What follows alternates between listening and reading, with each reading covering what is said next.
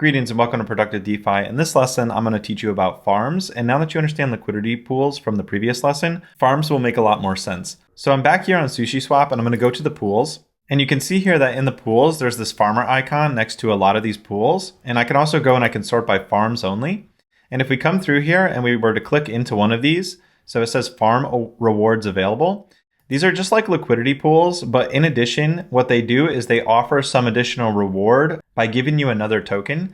So here you can see that you earn sushi tokens by participating in this liquidity pool. So just like the other liquidity pools that we looked at in the previous lesson, where you can earn fees, with farms, you can additionally earn a little bit of another coin. And every farm can be different, so they don't need to offer the same reward. So let's take a look at another one. So let's come down to the Magic ETH, and we can see that there's a bonus reward for Magic as well as sushi. And since we're on SushiSwap, you can see that a lot of the rewards will mostly be paid in sushi, but they could pay other things. And before, I didn't want to completely overwhelm you by introducing you to too many protocols, but I will show you a couple more. So just like SushiSwap, some very similar protocols that are DEXs are PancakeSwap as well as QuickSwap.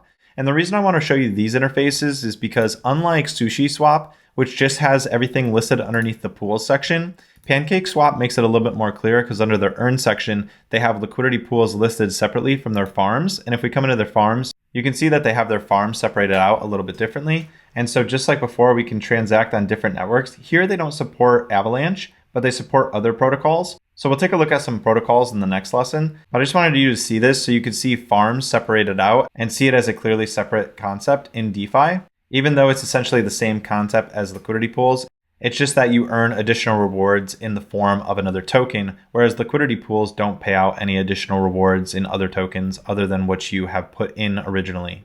And then there's also QuickSwap, which is another protocol very similar to SushiSwap, except it's tailored to the Polygon network, which is a layer 2 network, which is an extension of the Ethereum network and also provides much lower fees. And here they also separate out the farms separately. And you're able to see that the farms have these rewards of DQuick included in them. So I want to point out the common theme here in case you haven't seen it already between these three DEXs. So SushiSwap, their farms, they pay you additional rewards in sushi. And so SushiSwap is the coin for the SushiSwap network.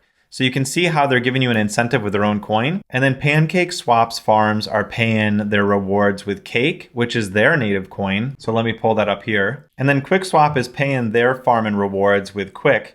And so we can pull that up here as well in CoinMarketCap. And actually QuickSwap is offering another token called DQuick. So they actually have several tokens that they might be using at the same time. And they might be offering rewards in different variations of the coins and tokens that they have available. And then they'll allow you to swap out the DQuick token for other tokens, or even for their main Quick token. And you can see the common trend here. Let me zoom out and show you something very interesting. If I go back all time for SushiSwap, all time for PancakeSwap, and all time for QuickSwap, there's an interesting trend happening here. With each one of these DEX's native coins, you can see that over all time, they've been losing a lot of value.